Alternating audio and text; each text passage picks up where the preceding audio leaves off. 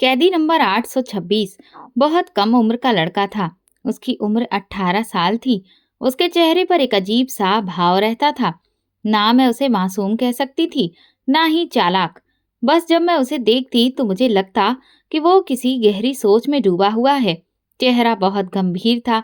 मुझे उसके लिए सबसे ज्यादा दुख इस बात का था कि वो फांसी की सजा पाने वाला कैदी था। 18-19 साल की उम्र में वो ये दुनिया छोड़कर जा रहा था, जबकि उसके लिए ये दुनिया अभी खुली ही नहीं थी। वो तो बहुत कम उम्र का लगता था। मेरा उससे पूछने को मन करता था कि तुम्हें किसकी वजह से, किस अपराध की वजह से ये सजा मिली है कि दुनिया की इतनी खुशियां छोड़कर तुम परलोक की यात्रा पर जा रहे हो। मगर उसके चेहरे पर इतनी उदासी होती कि मेरा उससे बात करने से भी दिल घबराता था। मेरा नाम तनु है। पेशे से तो मैं एक इंस्पेक्टर ही थी। पुलिस में काम करने वाले लोगों की तरह मेरा दिल भी कठोर था। मगर इस कैदी को देखकर मेरा दिल पिघल जाता और दिमाग सवालों से भर जाता। मैं उससे बहुत सारी बातें पूछना चाहती थी, मगर जेल के अंदर ऐसा माहौल नहीं होता कि आप किसी कैदी से इस तरह बेझिझक होकर बातचीत कर सकें। आज मुझे आदेश मिला कि कैदी नंबर 826 की 2 दिन के बाद फांसी की सजा है, यानी उसकी सजा का समय आ गया था। उसे उसके परिवार वालों से मिलवाया जाना था। मेरा दिल बुरी तरह से घबरा रहा था। मैं आज पहली बार किसी फांसी की सजा पाने वाले कैदी को उसकी सजा सुनाने जा रही थी। मैंने सोचा था कि मैं इस कैदी से उसकी अंतिम इच्छा जरूर पूछूंगी, क्योंकि मरने से पहले इंसान की अंतिम इच्छा हमेशा पूछी जाती है। ये वो एकमात्र अधिकार है जो फांसी की सजा पाने वाले कैदी को दिया जाता है, चाहे वो अपना पसंदीदा खाना खाना चाहे या किसी प्रिय व्यक्ति से मिलना चाहे। उसकी इच्छा हमेशा पूरी की जाती है। कैदी नंबर 826, जिसका नाम अनुराग था, उससे भी उसकी अंतिम इच्छा पूछी जानी थी, मगर फिलहाल उसके परिवारजन उससे मिलने आए थे। बेटा, मुझे पूरा यकीन है कि भगवान तुझे ये सजा नहीं होने देगा। तुझे इस सजा से वो बचा लेगा। मेरा दिल कहता है कि मेरा बेटा निर्दोष है।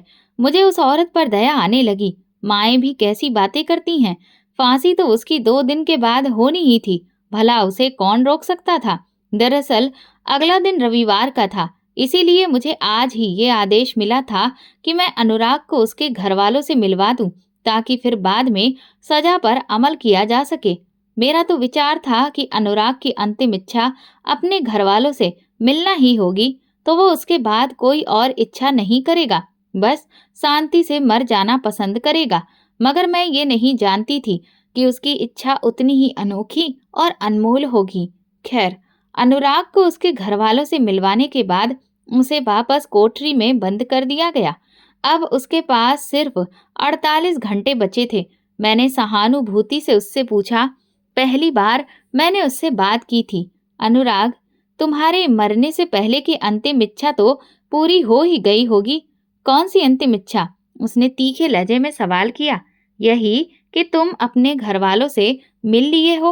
अब तो तुम्हारे दिल में कोई इच्छा बाकी नहीं रही होगी। ऐसा तो नहीं है। मेरी एक अंतिम इच्छा जरूर है और मैं इसे पूरा करना चाहता हूँ। अनुराग ने बड़े ही आत्मविश्वास से जवाब दिया था। क्या इच्छा है तुम्हारी? मुझसे वादा करो कि तुम लोग मेरी इच्छा पूरी करोगे। हाँ हाँ, पूरी करेंगे, जरूर करेंगे। ये तुम्हारा अधिकार है। मैं उसकी कम उम्र पर दया खाकर बोली। तो फिर ठीक है, मुझे किसी बड़े अधिकारी के सामने पेश करो। मैं अपनी इच्छा का इजहार ऐसे नहीं करूंगा। बहुत खास इच्छा है मेरी, और मैं जानता हूँ कि तुम इसे किसी तक नहीं पहुंचाओगी। उसकी बातों से मुझे गुस्सा तो आया, मगर क्योंकि वो फांसी की सजा पाने वाला कैदी था, मैंने सोचा जाने दो, बेचारा बस 2 दिन का ही तो मेहमान है। मुझे इससे दुश्मनी करके क्या मिलेगा। मैंने एसपी साहब के सामने अनुराग को पेश कर दिया। बोलो बच्चे, तुम्हारी क्या इच्छा है? अंतिम इच्छा बता दो अपनी। मेरे लिए ये हैरानी की बात थी कि एसपी साहब इतनी नरमी से फांसी की सजा पाने वाले कैदी से कैसे पेश आ सकते थे, मगर शायद वो भी उसकी सच्चाई से वाकिफ होंगे। अक्सर यहाँ पर ज्यादातर कैदी ऐसे ही थे, जिनका अपराध छोटा और सजा बड़ी थी, जबकि बड़े बड़े अपराध करने वाले आजाद घूम रहे थे। बहरहाल जब उससे उसकी अंतिम इच्छा पूछी गई तो उसने कहा, एसपी साहब, मैं अंतिम बार जीवन में पहली और अंतिम बार शादी करना चाहता हूँ, विवाह करना चाहता हूँ और एक दिन अपनी पत्नी के साथ बिताना चाहता हूँ। उसकी इच्छा सुनकर हमारे तो जैसे मुंह को ताले लग गए। एसपी साहब ने बुद्धिमानी से काम लिया। देखो बच्चे, तुम्हारी शादी तो हम करवा दें, मगर तुमसे शादी करने के लिए तैयार कौन होगा? बहुत कम समय है। तुम्हारे घर वाले अमीर तो है नहीं। तुम एक गरीब परिवार से ताल्लुक रखते हो। क्यों एक मौका जाया कर रहे हो? कोई और चीज बता दो। खाना पीना, किसी से मिलना जुलना, हम तुम्हारे लिए सब कुछ करने को तैयार हैं, क्योंकि तुम्हारी हालत देखकर हमें दुख हो रहा है। मगर कानून सख्त है और कानून ऐसा ही है, सबके लिए बराबर, चाहे कोई कम उम्र का मासूम हो या ज्यादा उम्र का अपराधी, सबके लिए एक ही सजा है। मैं नहीं जानता कि तुम्हें सजा क्यों हुई। तुम्हारा मामला सबसे ज्यादा उलझा हुआ है, मगर ये सच है कि अब तुम फांसी की सजा पाने वाले कैदी हो तो बेवजह तो नहीं हुए हो। तुम्हें किसी वजह से ये सजा मिली है। अब तुम किसी समझदारी वाली इच्छा का इजहार करो तो हम पूरी भी कर देंगे। लेकिन मैं यकीन से कह सकता हूँ कि तुमसे कोई शादी के लिए राजी नहीं होगा, और फिर हम तुम्हारी शादी कैसे करवाएं? अनुराग बड़े संतोष से बोला, एसपी साहब, मैं कब आपसे ये कह रहा हूँ कि आप मेरी शादी करवाएं। मैं आपको एक ऐसा तरीका बताता हूँ कि मेरी शादी खुद ब खुद घोषित कर दी जाए कि अनुराग किसी महिला से शादी करना चाहता है जो कि एक दिन के लिए मृत्यु दंड से पहले उसकी दुल्हन बन सके। अब ये बात थी तो बड़ी अजीब, मगर अनुराग ने हमसे वादा लिया कि अगर कोई महिला इसके बाद भी मुझसे विवाह करने को तैयार हुई तो आप रोकेंगे नहीं और सुबह होने तक वो मेरे पास ही रहेगी। अनुराग की बुद्धिमानी ने हमें भी परेशान कर दिया था। उसकी तेज तर्रार जवाबी बातें ऐसी थीं कि हम लोग हैरान हो गए। हमने कहा, ठीक है, हम घोषणा तो करवा देंगे, मगर हमें इतना विश्वास है कि तुमसे शादी करने कोई नहीं आएगा। कोई महिला अपना भविष्य क्यों बर्बाद करेगी? एक दिन के लिए क्यों दुल्हन बनेगी? अपने परिवार से क्यों झगड़ेगी? खैर, अनुराग ने मेरी कोई बात नहीं सुनी। कहने लगा, बस अब घोषणा करवा दे, मेरी यही इच्छा है। उसके बाद अगर कोई ना आया तो मैं कोई और इच्छा नहीं करूंगा, फिर मुझे भले ही मृत्यु दंड दे दिया जाए। हमने अनुराग की इच्छा के अनुसार आसपास के सभी इलाकों में घोषणा करवा दी। साथ में ये भी बताया कि वो मृत्यु दंड का कैदी है। 2 दिन के बाद उसे उसके अपराध की सजा में फांसी दे दी जाएगी और वो इस दुनिया से चला जाएगा। अगर कोई महिला फिर भी उससे शादी करना चाहती है तो फिर वो थाने में आ जाए, वहां से उसे जेल पहुंचा दिया जाएगा। हमें तो ये मजाक ही लगा था। हमने तो उसकी इच्छा पूरी कर दी, मगर ठीक 1 घंटे के बाद सिपाही अनिल ने बताया कि जेल में एक महिला आई है जो कि दुल्हन की वेशभूषा में है और उसके साथ पुरोहित भी है। मुझे ये बात बहुत हैरान करने वाली लगी। मुझे लगा कि शायद यूं ही कह रहे होंगे, पर जब मैं और एसपी साहब बाहर गए तो ये देखकर हैरान रह गए कि सामने एक युवा लड़की खड़ी थी जिसकी उम्र बमुश्किल 17 से 18 साल होगी। वो पूरी तरह से तैयार थी और उसके साथ पंडित यानी पुरोहित भी थे। पुरोहित को देखकर ऐसा लग रहा था कि उन्होंने इस लड़की का विवाह करवाने की सहमति दे दी है। उनके पास विवाह का पंजीकरण पत्र भी था, जबकि लड़की बहुत अच्छे से तैयार थी। लड़की का श्रृंगार और उसकी तैयारी देखकर लग रहा था कि ये सब तो इसने पहले से ही तय कर रखा है। अब मुझे अनुराग पर संदेह होने लगा था कि उसने ऐसी इच्छा क्यों जताई। एक दिन के लिए उसे अपनी दुल्हन से मिलकर क्या मिलेगा? ये महिला कौन है? मैंने पुरोहित से पूछा। जी मुझे नहीं पता, ये मेरे पास आई थी इसी तरह दुल्हन के वस्त्र पहने हुए। बोली कि मुझे जेल लेकर चलो, मैंने अनुराग से विवाह करना है। मुझे नहीं पता जी इसके मन में क्या है। मैंने तो इसे समझाया कि ऐसा मत करो, मगर ये समझने को तैयार ही नहीं थी। कहती है कि मुझे अनुराग से ही विवाह करना है।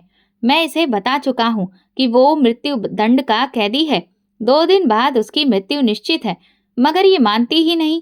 कहती है कि कोई बात नहीं, भले ही मैं एक ही दिन अनुराग के साथ रहूं, मगर मेरी भी इच्छा पूरी हो जाएगी, क्योंकि मैं अनुराग से सच्चा प्रेम करती हूँ। हमें नहीं पता था कि अनुराग को कोई लड़की इतना चाहती है कि उसके लिए सब कुछ छोड़ने को तैयार है। बात बड़ी अजीब थी, लेकिन खैर, हमारा काम तो उसकी इच्छा पूरी करना था। हमने किसी बात पर कोई आपत्ति नहीं जताई। पुरोहित को बुलाया गया। अनुराग को उसके कैद खाने से बुलाकर बाहर कार्यालय में बिठा दिया गया। पुरोहित ने विवाह संपन्न कराया। 2-4 गवाहों की उपस्थिति में स्वीकृति दी गई। अनुराग ने कहा, अब इच्छा के अनुसार, वादे के अनुसार आप मेरी दुल्हन को मेरे कैद खाने में भेजेंगे। मैं इसके साथ बातें करूंगा। पूरा दिन बस हम अपनी पुरानी यादें ताजा करेंगे। फिर ये चली जाएगी। उसके बाद मुझे आप मृत्यु दंड दे सकते हैं। मुझे कोई दुख नहीं है। मेरा प्रेम पूरा हो जाएगा। अनुराग की बातें सुनकर मेरी आंखों में भी आंसू आ गए थे। सच्चा प्रेम वाकई ऐसा ही होता है। मैंने यही दिल में सोचा था, मगर ये नहीं जानती थी कि इसके पीछे कितनी बड़ी कहानी होगी जो हमारे भी होशो हवास उड़ा देगी। एसपी साहब ने मुस्कुराते हुए मुझे संकेत किया कि तुम इस लड़की को अनुराग के पास कैद खाने में बंद कर दो। वहां तो कुर्सी भी नहीं है, बिस्तर भी नहीं है। मैंने भी यही सोचा था। मैं उस लड़की को कैद खाने में ले गई। वहां तो बमुश्किल 2 लोगों के खड़े होने की जगह थी। मैंने उन दोनों को कैद खाने में बंद कर दिया और फिर बाहर आ गई। मुझे लगा था कि थोड़ी देर के बाद वो लड़की परेशान हो जाएगी, मगर मुझे हल्की हल्की आवाजें आने लगीं। ऐसा लग रहा था कि कोई कुछ खोलने की कोशिश कर रहा है।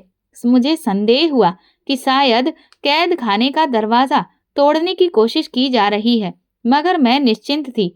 मैं जानती थी कि कैद खाने का दरवाजा खोलना इतनी आसान बात नहीं है। मेरी कोशिश यही थी कि अनुराग अपनी आखिरी बातें अपनी प्रेमिका से कर ले। मुझे उन दोनों में फिलहाल कोई दिलचस्पी नहीं थी कि वे क्या बातें कर रहे थे। ना ही मैंने सुनी, ना उन पर ध्यान दिया। मुझे निश्चिंत करने के लिए बस एक ही बात काफी थी कि कैद खाने पर एक मजबूत ताला लगा हुआ था और उस ताले को कोई भी चाहकर भी नहीं खोल सकता था। काफी देर गुजर गई थी। मुझे नींद आने लगी। तभी मुझे कैद खाने से थोड़ी सी चीखने की आवाज आई। मैं तुरंत वहां पहुंची तो वो लड़की जो अनुराग से विवाह करके यहाँ आई थी और कैद खाने में बैठी हुई थी, उसने कहा, मुझे यहाँ से निकाल दिया जाए। अब मैं अनुराग के साथ 1 मिनट नहीं रह सकती। मुझे लगा कि शायद अनुराग ने इस लड़की के साथ कोई बुरा व्यवहार किया होगा। उसने कहा, मेरे परिवार वाले मेरा इंतजार कर रहे होंगे। मुझे घर जाना है। मैंने जल्दी जल्दी कैद खाने का दरवाजा खोला, उस लड़की को बाहर निकाला और वापस ताला लगाकर अनुराग को फिर से बंद कर दिया। फिर मैं अपने कमरे में आ गई। मुझे इस बात का जरा भी अंदाजा नहीं था कि जब मैं सुबह उठूंगी तो एक तूफान मेरा इंतजार कर रहा होगा। एसपी साहब ने मुझसे कहा, वो मृत्यु दंड वाला कैदी 826 कहाँ है? मैंने कहा, वो अपने ही कैद खाने में होगा। आप ऐसा क्यों पूछ रहे हैं? एसपी साहब बोले, मुझे तो कहीं नजर नहीं आ रहा। मैंने एक दूसरे सिपाही को भेजा था कि वो अनुराग को लेकर आए। तुम जाकर कैद खाने नंबर 826 में देखो कि वो कहाँ है। कहीं तुमसे कोई गलती तो नहीं हो गई। मैंने एसपी साहब को ये तो कह दिया था, मगर मेरा दिल तेजी से धड़क रहा था। मुझे तो सांस ही नहीं आ रही थी। अगर वो कैदी कहीं गायब हो गया या उसने मुझे कोई चालाकी दिखा दी तो मैं क्या करूंगी? खैर, मैं जल्दी जल्दी 826 वाले कैद खाने में गई। वहां तो अंधेरा ही छाया हुआ था। रोजमर्रा की तरह मैंने अनुराग को आवाज दी, मगर कोई जवाब नहीं आया। मैंने टॉर्च जलाकर देखा तो एक कमजोर सा आदमी वहां पड़ा हुआ था। ऐसा लग रहा था कि उसकी मौत सच में हो चुकी है। मैंने जल्दी से कैद खाने का दरवाजा खोला, मगर जब मैंने उसे हाथ लगाया तो फिर मेरी रूह कांप चुकी थी। इतने में एसपी साहब भी पहुंच चुके थे। उन्होंने भी उस आदमी की तरफ देखा तो उनके भी होश उड़ गए। एसपी साहब मुझे डांटने लगे, तुम में इतनी समझ नहीं है। तुम्हें यहाँ काम करते हुए इतना समय हो गया, मगर अभी तक तुम्हें लोगों की चालाकी का अंदाजा नहीं हुआ। शर्म आनी चाहिए तुम्हें। पता नहीं तुम्हारा ध्यान कहाँ रहता है। अब अगर किसी लापरवाही की वजह से मुझ पर दबाव पड़ा तो उसका असर सिर्फ तुम पर होगा। एसपी साहब मुझे लगातार सुनाते जा रहे थे और मेरा दिल चाह रहा था कि सामने बैठी लड़की को मैं झकझोर दूं। इतना बड़ा धोखा जो हमारे साथ हुआ, उसे किसी भी हालत में बुलाया नहीं जा सकता था। मैंने तो सोचा था कि ये लड़की जो दुल्हन बनकर अनुराग से मिलने आई थी, प्रेम में दीवानी थी, मगर मैं ये नहीं जानती थी कि अनुराग ने इसे हमें बेवकूफ बनाने के लिए इस्तेमाल किया था। वो खुद दुल्हन के भेष में निकलकर जेल से भाग गया था और हमारे सामने इस लड़की को छोड़ गया था। अब इस लड़की को मृत्यु दंड तो हम दे भी नहीं सकते थे, क्योंकि मृत्यु दंड का हकदार तो वही होता है जिसे अदालत ने दोषी ठहराया हो। अब इस लड़की को हम क्या कह सकते थे, जबकि ये लड़की पुरुषों के कपड़ों में हमारे सामने बैठी थी। आप लोगों ने अनुराग के साथ अच्छा नहीं किया। वो मृत्यु दंड का हकदार नहीं था। ये बात तो समय ही साबित करेगा। उस लड़की ने आंखों में आंखें डालकर मुझसे ये बात कही तो मुझे उस पर और भी गुस्सा आने लगा, मगर मैं कुछ नहीं कर सकती थी। एसपी साहब ने आदेश दिया कि अब अनुराग को जल्द से जल्द ढूंढा जाए, वरना 2 दिन बाद हम क्या जवाब देंगे। हमें उसे मृत्यु दंड देना था, फांसी के फंदे तक पहुंचाना था, और वो हमें चकमा देकर भाग गया। ये बहुत शर्म की बात है। मुझे तुम्हारी ड्यूटी पुरुषों की जेल में लगानी ही नहीं चाहिए थी। औरत औरत ही होती है, वो पुरुषों को नहीं समझ सकती। एसपी साहब मुझे तरह तरह की बातें सुना रहे थे। मेरा दिल बेचैन हो रहा था। मैं समझ नहीं पा रही थी कि इतना बड़ा धोखा मेरे साथ कैसे हो सकता है। मैंने एक आदमी पर भरोसा किया, एक लड़की पर दया की और उसका विवाह करवाया, और उसने मेरी ही आंखों में धूल झोंक दी। अब हमारे पास सिर्फ एक ही रास्ता था, या तो हम इस लड़की के माता पिता तक पहुंचे या फिर अनुराग को ढूंढे। अनुराग रात के अंधेरे में कहाँ गया था, हमें इस बात का जरा भी अंदाजा नहीं था, क्योंकि वो यहाँ से सुबह के 4 बजे निकला था। मगर मुझे उस लड़की पर आश्चर्य हो रहा था। अब मेरी दिलचस्पी का केंद्र वो लड़की बन गई थी। आखिर वो लड़की अनुराग की जगह बैठने पर कैसे तैयार हो गई? कैसे उसने अनुराग को अपना पति भी मान लिया? कैसे उसने ये सोच लिया कि अनुराग के हिस्से की फांसी उसे दे दी जाए? इतना प्रेम किसी अपराधी से तो नहीं किया जा सकता। अगर अनुराग इतना बुरा होता तो ये लड़की उससे इतना प्रेम कैसे करती? मैंने उससे उसके माता पिता के बारे में पूछा तो उसने मुझे स्पष्ट रूप से बता दिया कि वो सर्वेश की बेटी है। सर्वेश पास के गांव में रहता था। सर्वेश को बुलाकर लाना हमारे लिए कोई मुश्किल काम नहीं था, मगर मैंने सोचा कि जब लड़की मेरे सामने है तो क्यों ना मैं सारी बात इसी से पूछ लूं। तब उसने एक अजीब बात कही। मैं अनुराग भाई के बारे में एक एक बात आपको सच बताने के लिए तैयार हूँ। मैंने आश्चर्य से उसे देखा। वो अपने पति को भाई कह रही थी। क्या कहा तुमने? अनुराग भाई? क्या तुम उसे भाई मानती हो, या रिश्ते में वो तुम्हारा भाई लगता है? तुम लोगों ने ये नाटक किया है। नहीं, वो रिश्ते में मेरा भाई नहीं लगता, मगर मेरे भाइयों के जैसा है। प्रेम मैं उनसे जरूर करती हूँ, मगर मेरा प्रेम ऐसा नहीं था कि मैं उन्हें भाई मानूं। तो फिर तुमने ये सब क्यों किया? तुमने उससे विवाह क्यों किया? क्या वजह थी?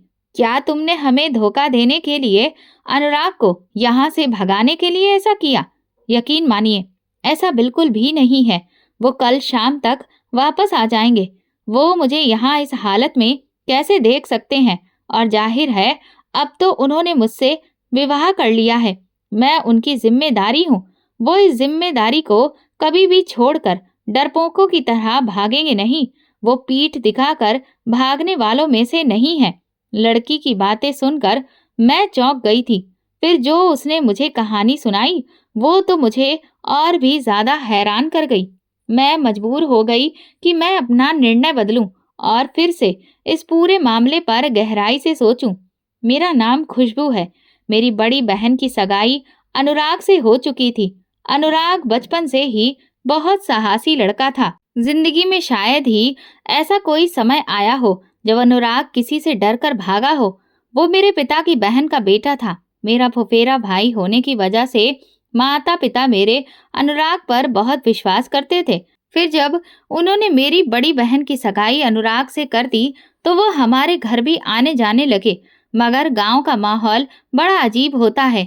एक रात अनुराग भाई मेरी बहन से मिलने के लिए हमारे घर आए उस दिन मेरे माँ बाप भी घर पर नहीं थे।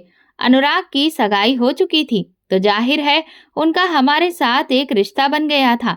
हम दोनों बहनें ही घर पर थीं। घर में और कोई नहीं था। वो पिछले दरवाजे से आए। मैं समझ गई कि वो दीदी से मिलने के लिए आए हैं। मैं रसोई में चाय बनाने लगी।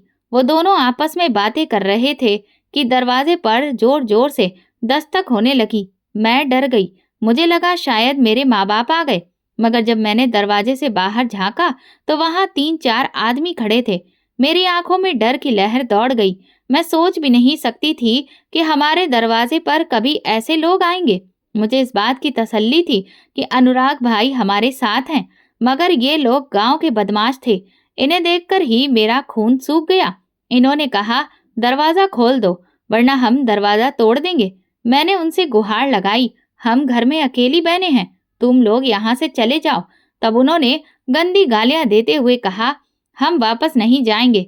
तुम लोग इस गांव में बेशर्मी फैला रहे हो। हमें साफ पता है कि इस घर में और कौन कौन है। हमारे सामने तुम लोगों के घर में एक लड़का आया है। ये शोर सुनकर अनुराग भाई भी बाहर आ गए। उन्होंने घर का दरवाजा खोल दिया और मुझे अंदर जाने को कहा।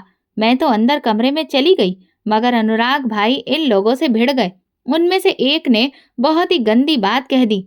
अगर हमें पता होता कि यहाँ पर लड़कियां हैं और इस तरह की लड़कियां हैं, तो हम भी आ जाते। हम तो 3-4 हैं, पैसे भी अच्छे देंगे। ये बात सुनकर अनुराग भाई खुद को रोक नहीं सके। इन लोगों ने इतनी गंदी बात कह दी थी कि अनुराग भाई गुस्से से उबल रहे थे। जाहिर है उनकी होने वाली पत्नी के बारे में इतनी भद्दी बात कोई भी आदमी बर्दाश्त नहीं कर सकता। मगर अनुराग भाई ने उस वक्त कुछ भी नहीं कहा, क्योंकि वो एक तो निहत्थे थे और दूसरा समझदारी का तकाजा भी यही था कि हम बहनों के होते हुए उनसे ना लड़ा जाए। उन्होंने उन्हें समझा बुझाकर भेज दिया, मगर अब तो ये रोज का तमाशा बन गया। हमारे घर के बाहर 3-4 बदमाश खड़े रहते थे। मेरे माँ बाप जैसे ही इधर उधर होते, ये लोग हमें परेशान करने लगते। एक दिन ऐसी ही एक घटना घटी जिसने हमारी जिंदगी को हमेशा के लिए बदल दिया। मेरी बहन अपने कमरे में सो रही थी कि खिड़की तोड़कर एक बदमाश कमरे में घुस आया। उसी वक्त अनुराग भाई भी घर में दाखिल हुए। उन्होंने उस आदमी को अंदर आते हुए देख लिया था। उनसे बर्दाश्त नहीं हुआ। बस फिर एक ऐसी लड़ाई हुई जिसने ना सिर्फ मेरी बहन की जान ले ली, बल्कि अनुराग भाई के हाथों एक ऐसा अपराध हो गया जिसकी सजा उन्हें मौत की सूरत में मिली। अगर हम लोग अमीर होते, हमारे पास कोई ताकत होती, तो यकीनन ऐसा नहीं होता, क्योंकि किसी के घर पर हमला करके उसकी इज्जत पर हमला करने के जवाब में कोई भी गोली नहीं चलाएगा। अनुराग भाई ने जो भी किया वो सम्मान के लिए किया और उन पर किसी भी तरह का मुकदमा बनता भी नहीं था। मगर गांव के लोग ताकतवर थे। उन्होंने अनुराग भाई के लिए जिंदगी नर्क बना दी। पहले वो 6 महीने इधर उधर छिपते रहे और हमें हमारे ना किए अपराध की सजा देने की कोशिश की गई। अनुराग भाई की माँ ने उनसे मुलाकात के दौरान उन्हें ये योजना समझा दी थी। मेरी माँ ने उन्हें कसम देकर कहा था, मैं अपनी दूसरी बेटी भी तुम पर कुर्बान कर दूंगी, मगर तुमको सजा नहीं होने दूंगी। हमारे परिवार को जितनी तुम्हारी जरूरत है उतनी और किसी की नहीं है। मैं मर भी जाऊं तो किसी को कोई फर्क नहीं पड़ेगा। ये कहकर वो लड़की रोने लगी।